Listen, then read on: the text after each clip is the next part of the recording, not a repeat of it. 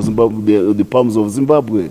They are excited about what they are doing. Their Ambassador Pete Vowles, he's coming here with a bullish message about Zimbabwe and where it is going, even with the former colonial power. Now, this was the country which was the main source of bad news about Zimbabwe. They are bullish about Zimbabwe. Look at the frequency of meetings which we are now having with the British. People don't meet frequently unless there's something good which is going on. People who are quarreling, they don't. So the president has really been in London several times, and each time the British are getting a chance to meet Zimbabwe as president, they are seizing that chance. We had Andrew Mitchell meeting again the president just a few days ago in Dubai. This is a vote from the country which sponsored the money for the formation of the opposition in Zimbabwe in 2000. What does it mean? They are moving to a new page about Zimbabwe, a new page, a bullish new page about London-Harare relations.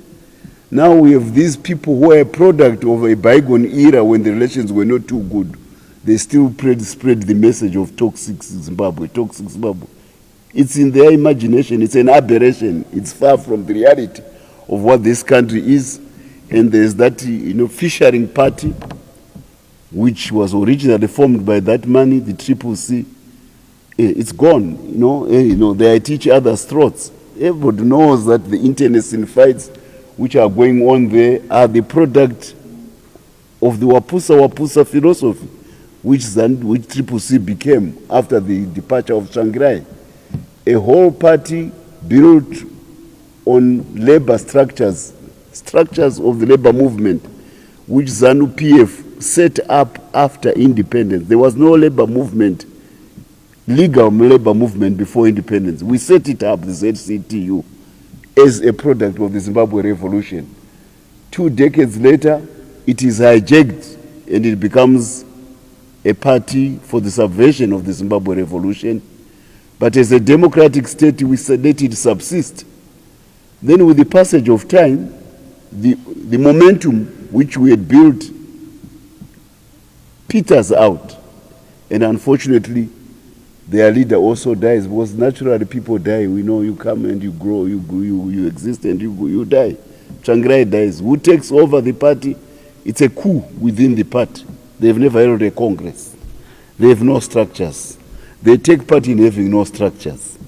Yeah, and the people who are supporting them, they all come from countries with party structures. Their governments are elected by party structures. But they still handhold this party which has no structures and expect it to do miracles in Zimbabwe. It's not possible that a structureless party can do miracles. And sooner rather than later, the electorate sees that this party is a phantom organization. It does not exist, and the electorate starts abandoning it. You are seeing it now in the elections which are happening even in Mbare, urban area. If you want to know the bellwether of Zimbabwean politics, start with Mbare. That's where the nationalist movement started to be where we are today. That's where the most ardent of cadres, those who were most organized, came from to go to the war. Last election, Mbare decides to abandon CCC. It's an urban trend. It has happened now in urban. We are winning by-elections in urban constituencies. The message is getting through that President Mnangagwa, by having the economic reforms which he has done and attracting capital, he is restoring vitality to the urban areas. There is a time lag between investment in mining and in agriculture, which are in rural areas, begins to have a national impact on the national economic scale. There's a time lag, a lead time, a gestation time. Now that gestation time is now beginning to catch up with the urban areas, because the investments which are now going on in rural areas are now beginning to have a spillover effect in urban areas. We are going to have many people get 7 to 5 jobs, because that's what urban people want, 7 to 5 jobs. When you get steel plants, when you get the battery manufacturing plants being invested in, it means people can get 7 to 5 jobs and they get a wage. And this is what is now reviving urban hopes. Now, this is in sharp contrast to a party which for 2 decades has been in urban areas, and never in one day has their leader been seen with a businessman. Businessmen come to Zimbabwe from foreign countries. They land at the airport. They never get any reception from a CCC town father. They have to go to rural areas, to mining areas to get investment, when their natural place of call from the airport should be Harare, because that's where the town is.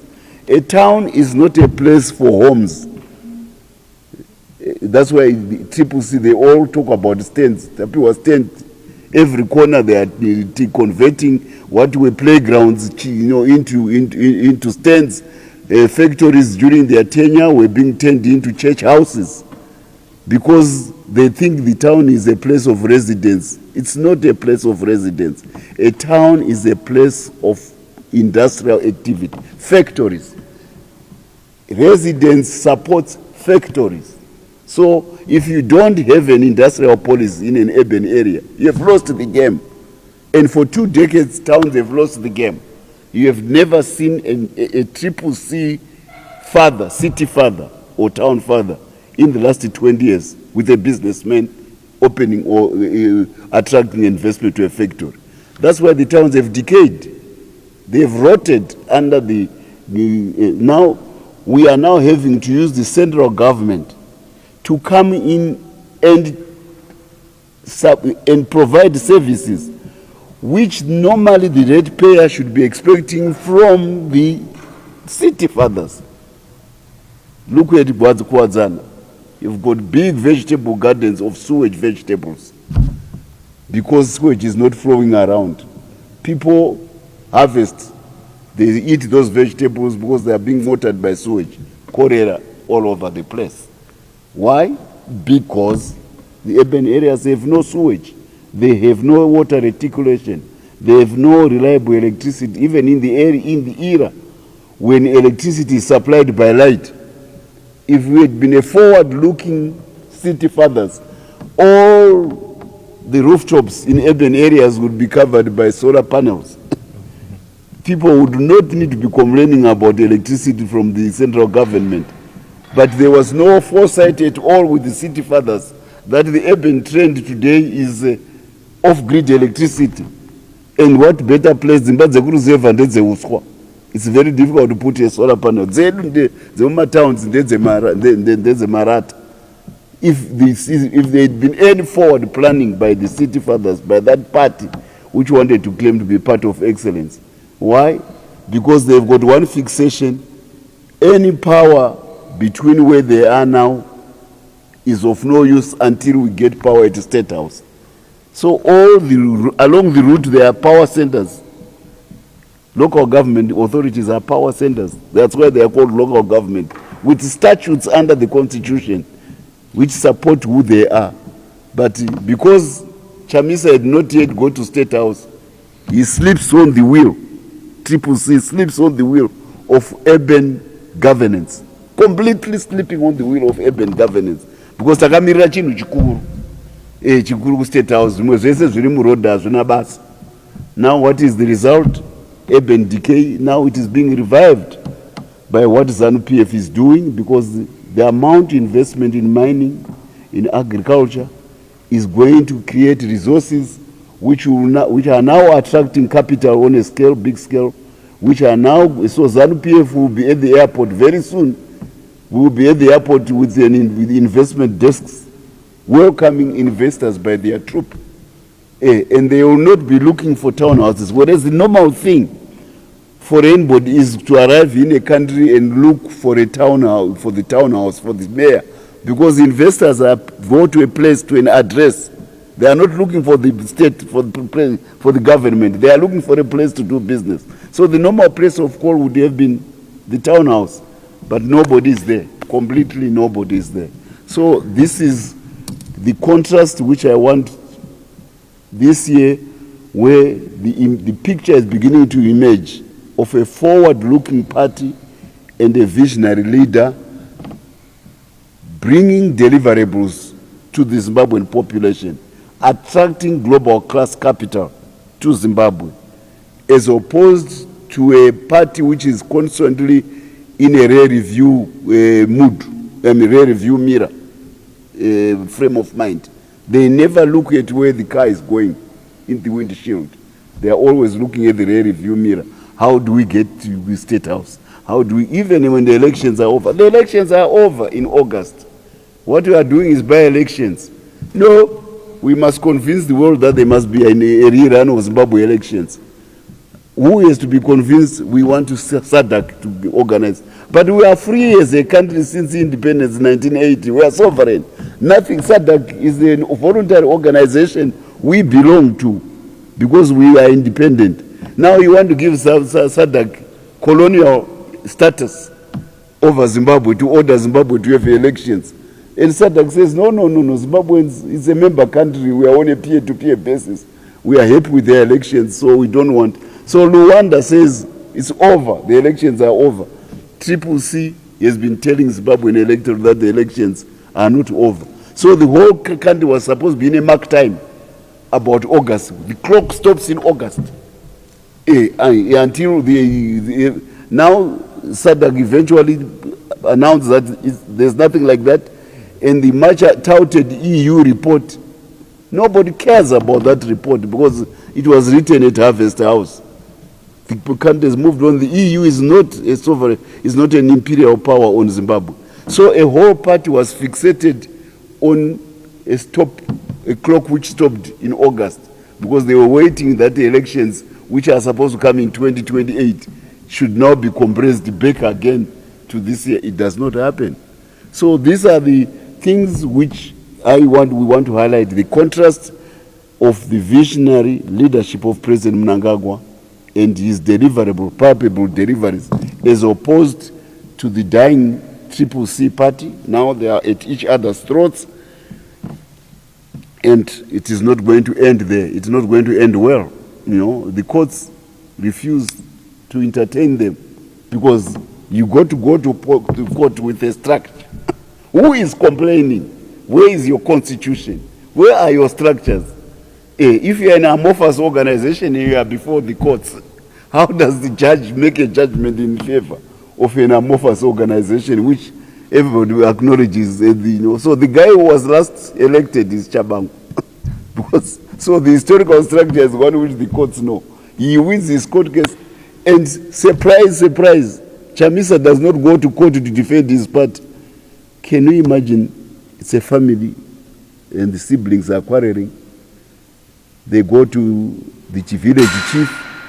The village chief says, okay, you are quarreling. I want to know who is your father, who is your mother. And the father and the mother are not there. And the siblings are accusing each other. How will the judge decide who is who?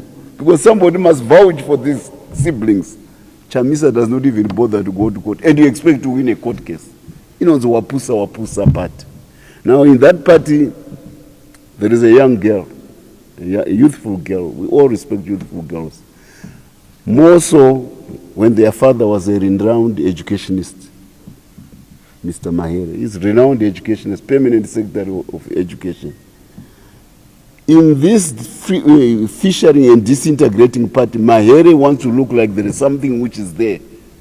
It's no longer there, this part. And she continues to make statements as a chatterbox, left, right, and center. And most of the time, she's talking about things which she has got little grasp of.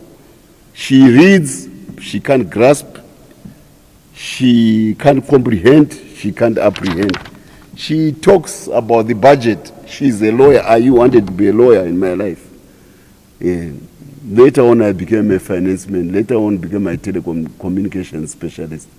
You must respect knowledge about a certain discipline before you start talking authoritatively about it.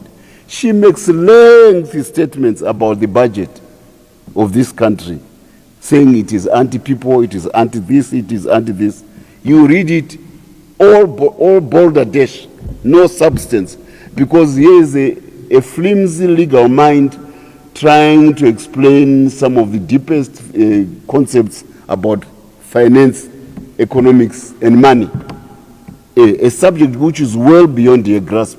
But because there is a vacuum in your party about how to substantively run things, she just thinks that her words can pass for knowledge. No, they can't pass for knowledge because they are not knowledgeable about what you are talking about. Yes, your statements about the budget are a lot of balderdash, a lot of nonsense. That budget is grounded on the economic performance of the Zimbabwean people as they work. We are earning US dollars in Zimbabwe. We are not being given by the American government. All the $100 notes you see, they are all earned by Zimbabweans. They are not a gift from the Federal Reserve Bank of America. This is the basis on which the Minister of Finance and the Governor of Central Bank have presented the budget of Zimbabwe.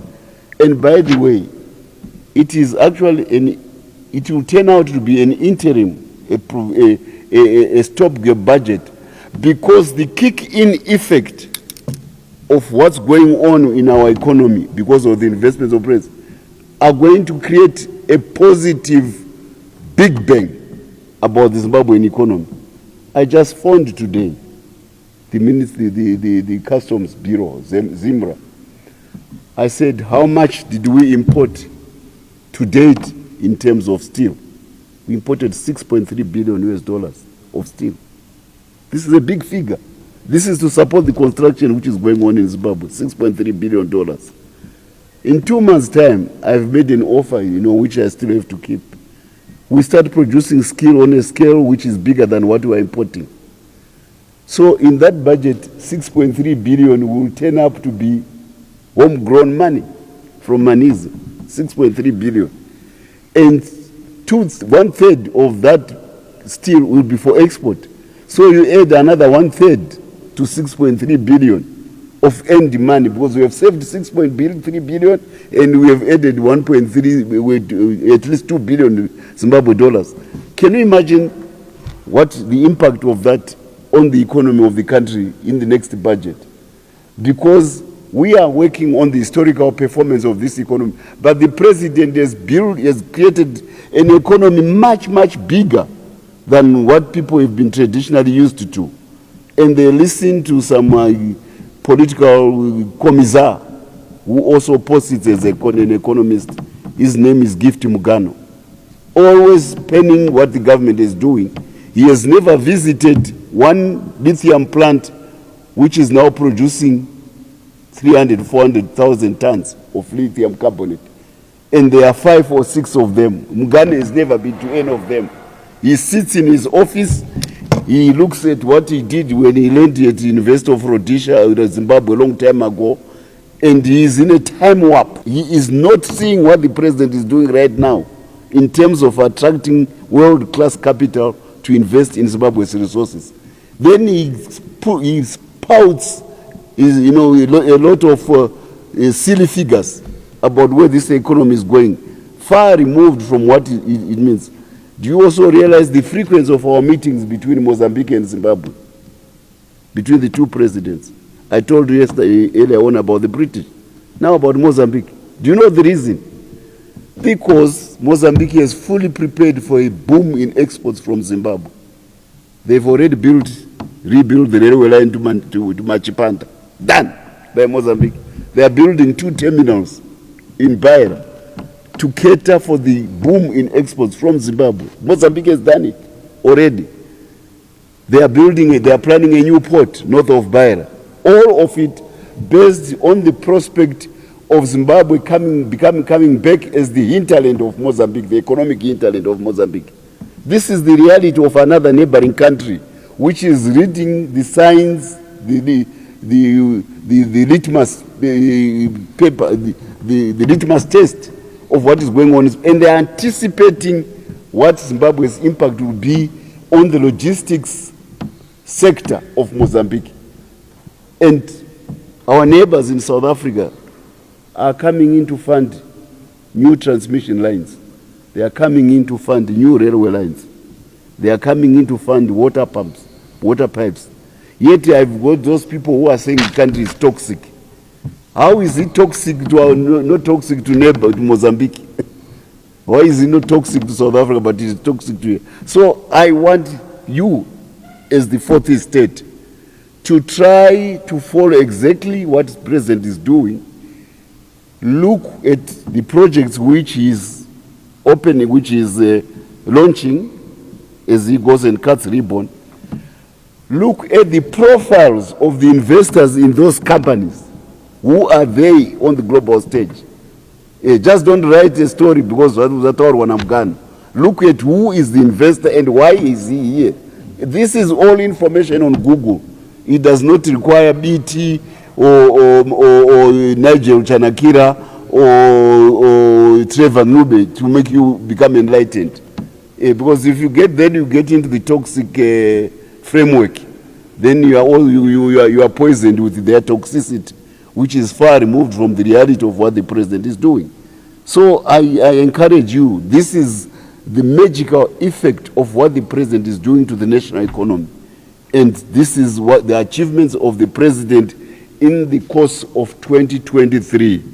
And he's going to build upon that in 2024. So as we go for Christmas and for the end of the year holidays, we must go there on a bullish mood because the president is doing well. Look at the power sector in 1 year. 2 major power stations have been built, and they are pumping 600 megawatts. Look at what is now happening with investment in the independent power sector, in the off-grid power sector.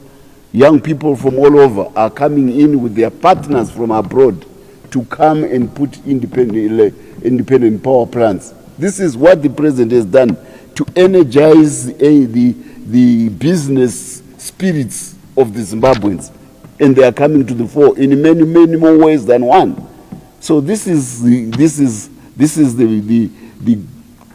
positive, bullish message which we are communicating to you, that it has been a good year for our president, it has been a good year for our party, and it has been a good year for the government of Zimbabwe. And for the youths, this is very important. We have an educated population, most of them because of the 2 decades of urban decay, but also because of what happened before our party was rejuvenated by President in 2017. There was no hope. All these things I am talking about, they mean new jobs for young people. I'll give you an example of the excitement which, do you know that we had an electric railway line in Zimbabwe between Dabuka and Harare, and it was abandoned? The young people, the engineers who built that railway line, they left the country. You know where they were? They are. They went and started working for British Rail. 30, 40 years later, they are experienced, they are retiring, they are Zimbabwean. They now know that there will be a new railway line to be built from Selu to the siding to take ferrochrome away from the road. They now know that there will be a new railway line built from Lions Den to Lusaka to take Zambian cobalt and copper off the road. Have you ever traveled on this road going to Chirundu? It's almost like it's a train of 30-ton trucks. They are carrying cobalt and copper from Zambia to Beira. Have you ever traveled on the road from Victoria Falls to Bulawayo and you hit Wange? The road is gone. We are coking coal from Wange to South Africa's ArcelorMittal, delivering 300,000 to 400,000 tons of coking coal by road. Do you realize that we will need a railway line between Manize and Mvuma? Do you realize we need a railway line between Mvuma and Nyazura to carry steel? Do you realize we need a railway line from Mashingo to Rutenga to deliver steel to South Africa and to Maputo? These are the things which make the two leaders meet more often. You understand? And those young engineers, now seasoned, they are now looking at coming back home with the experience which they get over the years to come and give Zimbabwe a logistical network to support all this regional traffic, all this internal traffic. And people don't see hope in that. I'm saying to young people, don't be misled. What's happening in this economy will have a big impact on who you are, and put your mind in the proper frame of thinking, because you will be hit by lightning and then you say zvabva nekupi amnangagwa vari kuita mashura nezviri kuitwa economy, and we need our young people to be properly psyched to understand where we are going. These will be top-notch jobs which will cater for our diaspora, which will cater for our educated young people at home, which will also cater. And have you seen the return of the white diaspora into the country? And where title deeds exist, the white diaspora is coming back from the 70s and from the 80s. All of them, they are destroying the one house which the family left in the 1970s and 80s. They are building 6 to 7 detached houses, 6 for rent, 1 for the family. This is our white. If we go to Northern to Borrowdale, to Borrowdale on Saturday, on Sunday, Saturday, you would think you're in North London, because our white population is identifying once again with home. And this is happening with our diaspora, the black diaspora from the 2000. Look at Madokero, look at what all over, and Kumamisha, young people who are digging gold, who supply 2.63% of the 2.4 billion US dollars of gold. You know, $2.4 billion worth of gold we produce. It was smuggled. They are building solar panels all over in rural areas. They are supporting their families. It's just as much as they are supporting the central bank to have the currency which we have. So this is the new Zimbabwe. That's why the country is on a trajectory which is good. And that's what we want to say to you. Keep your eyes open to you, inform the population accordingly. That Zimbabwe, the Zimbabwe is on a winning streak, because nothing succeeds like success. And that summarizes what President Mnangagwa has been doing for this economy. I think, by and large, I have said what I wanted to say this is the end of the year. It has been a good year for ZANU-PF. It has been a good year for the government of Zimbabwe. It has been a good year for the people of Zimbabwe. And most important, President Mnangagwa is delivering success and is on the verge of delivering even more successes to this economy, because mainly he is harnessing the creative and enterprising pursuits of the Zimbabweans as they work day to day in agriculture, in mining, in all aspects, in tourism. Zimbabweans have this new feeling that we can do it. He has created a can-do feeling among Zimbabweans. We are no longer a country which everybody thought was a hopeless case. Even the IMF was here. They are now talking a different language. They want to give Zimbabwe the support, even when their shareholders are not yet decided to lift sanctions. And by the way, their shareholders are sending feelers to say, chitima cha Mnangagwa chiri kufamba ichi tinosara, how do we also ride onto it? Yeah, so this is what the president has done to this economy. A can-do spirit is again a caught hold of Zimbabweans, and we are going to do what Africa has never done.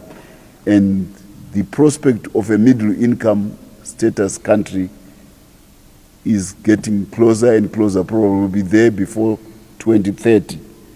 And we are very happy that the electorate in urban areas is beginning to cotton on to what ZANU-PF is doing. That's why we are delivering by-election victories at local government level. We think that as more elections come, because of the infighting within CCC, we are going to score more victories. We are not the ones who occasioned the by-elections. So those who want to peddle the notion that it's because ZANU-PF wants 2/3 majority. We don't need 2/3 majority to run the country. We don't. And we don't need to change the constitution for a third term of our president. There are people who create problems within their party. The consequences reach to parliament. Then they want to ascribe the results of their consequences to ZANU-PF. No. Chickens come home to roost. Your party is disorganized. You cause the elections. Don't try to get an explanation as to why all elections are happening in ZANU-PF. And because the electorate is seeing that you are disorganized, you are continuously losing by-elections, even in urban areas which were their stronghold. This should be a writing on the wall to CCC that their days are numbered. And by the way, I want to end on this note. We want an organized and structured country, which means also the opposition we need is organized and structured, so that parliamentary business can proceed smoothly, so that the people of Zimbabwe can have the oversight of parliament. So this is what ZANU-PF wishes, not the Wapusa disorganization in CCC, which makes us go to elections every other day. It distracts our mind from the business of governance and delivering prosperity to Zimbabwe. So we have absolutely nothing to gain as a party and everything to lose by the internecine fights which are in the CCC. So don't try to say we have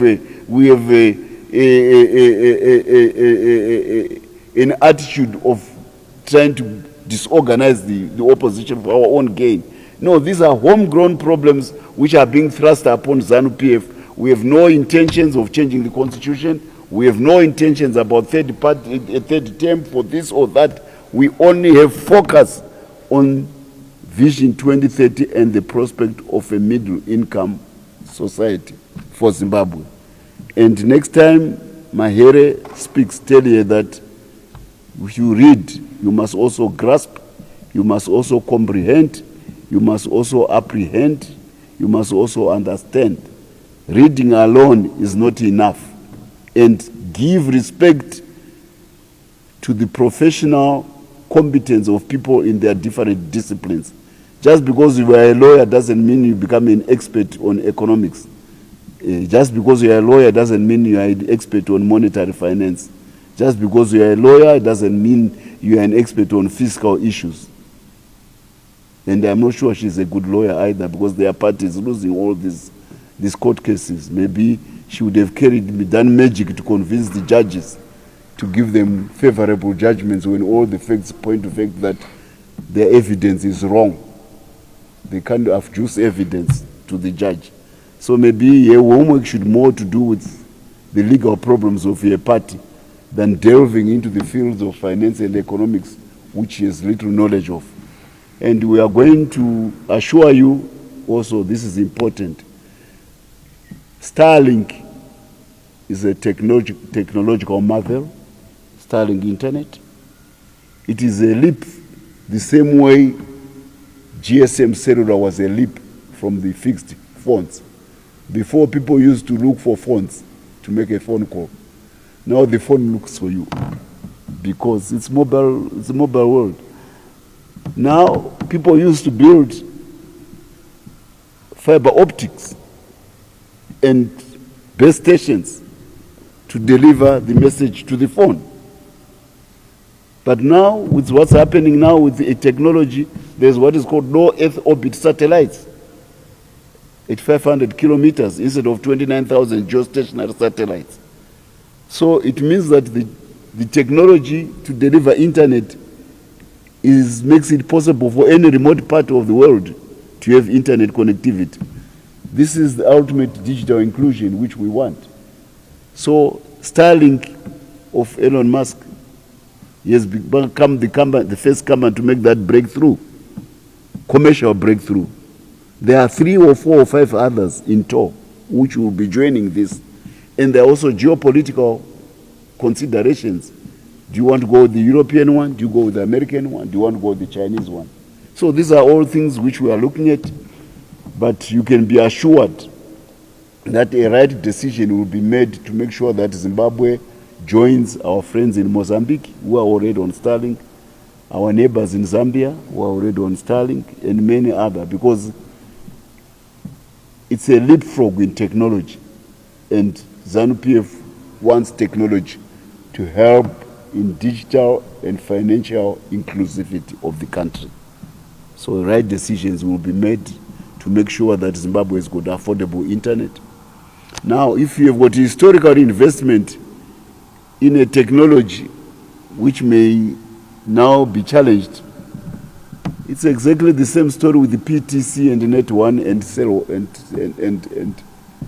and no, we cannot stop the country's march of progress because there are legacy people with legacy investments with technology which may yet to be amortized. Because technology is leapfrogged. We go to the next stage. So, some people, they also go to Mahere and start talking about this or that about Starlink. They are trying to protect legacy technology which have been bypassed or leapfrogged by new technologies. The Zimbabwe government caters only for what are the needs of the Zimbabwe population. Delivery of services at lowest cost. That's what we want. So we'll find ways of making sure that we join the technology bandwagon in terms of digital satellite internet or satellite digital internet. I thank you. Do we have any questions? It's the end of the year. You've got a whole year where you want to assess what we've been doing. This is your chance. All the burning questions, I have the time. Okay, I'll start with the last one. I told you, Mozambique has already reached Machipanda, with its railway line. Mozambique, they've already done it on the other side. So it means we are late. We should have done it yesterday. So last cabinet, that was the preoccupation of the president. And the good thing, like I indicated earlier on, the balance sheet is there. Remember, what makes a railway line work is the load. You can't run a steel industry which is going to generate 2.2 to 3 million tons of load in the next, starting in January, coming January. That's when Manise starts. You can't run it on lorries. Steel is not wheat. Steel is not beef. Steel needs railways. So we are late. We are late for our wedding, if I can put it. This is how I can put it. Zimbabwe is late for our wedding. The wedding is on, and you are the bride or the groom and you are still on your way to your wedding. We are late. So there is an agency about railway infrastructure, and the good thing is that regional capital in South Africa has seen the opportunity, because our steel industry will be much more competitive than that one of South Africa. Maybe by the time you live here, you read, maybe South African steel plants may close because they can't compete with those in Zimbabwe. In terms of production costs, the Manise steel plant is 7 kilometers from the mine. 7 kilometers from the mine. The chrome is on the Great Dyke, which is 10 to 20 kilometers from the mine, but it extends all the way from Wanda to Shamfu. So that's where the chrome will be coming from. The coking coal is 300 kilometers straight line from Manise to Wange. Right now, maybe it is going through Bulawayo and coming back, but later we have to go straight to Wange. Then the ports to deliver all those things, was the amount of steel which Zimbabwe is going to produce is not for local consumption. We'll be producing for world consumption. We'll be going to 5 million, 10 million tons. The ports are in Mozambique. And Mozambique has already started building the railways and the ports for that. So I go back again. We are late for our wedding. It's money now. And because the balance sheet is created by the Lord, it means the investors are trooping. They are literally knocking at the Zimbabwe door now. And yours truly is involved in raising funds for those projects. I can't talk about the details because it's confidential business information. The same thing is happening to electricity. You cannot run steel plants without electricity. There is closure now in term sheets and disbursement for the transmission line from Sherwood to Manise. At the same time, there is a 50 kilowatt, no, is it 50,000 megawatt plant going on at Manise, a coal one to support the steel plant. We are not talking about the solar ones, which are also being built in that area, and the prospect of wind ones. So it's not only logistics, it's not only rail, it's power. There has to be a dam to supply a new town of 40,000. We have to plan for a new town of 40,000 people at Manis in the next 24 months. Because all the manufacturing was still is a raw material. What does it do? It wants fabrication. It wants foundries to be turned into railways, to be turned into pylons, to be turned into base stations, to be turned into angle steel for construction. This is what is, this, all this, that's why the inquiries which are coming on to Zimbabwe about the steel industry, they are on a scale which you have never known. And remember, Ukraine has just closed down a 4 million ton a year steel plant. So there is a gap, even because we know which has to be filled in. So we are late for our wedding. That's how I can put it. There's an agent. That's why I'm saying the bullish aspect of our economy is going to be to hit toxins like a bullet from the heavens. The toxins which I'm talking of, the economic toxins and business toxins, they are going to be hit by a bullet from the heavens, from God, as this economy gets into new gear. Yes, we are having frequent, the president went to the coronation of Prince Charles to become the King of England. The president was back again. I think it was for when he met Indonesia with another meeting in London. Now they met again in Dubai, I can tell you the vibe is good. The British cannot wait for Zimbabwe to be back in the Commonwealth. And I had a good meeting with the British ambassador just over a week ago. The chemistry is good. The chemistry is very good. It's right in the spirit of the president. We are enemies to none and friend to all. And the British have taken it in stride.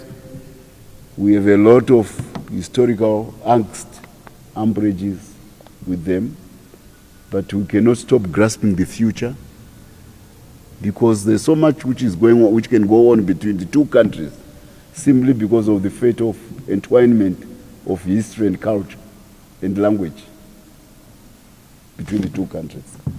So it's a wholesome arrangement, it's a virtuous thing, and we are happy about it.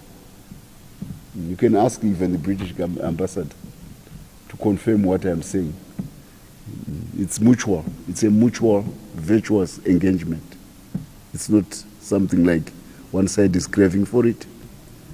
And I can assure you, it is creating no joy to the part of toxists and pessimists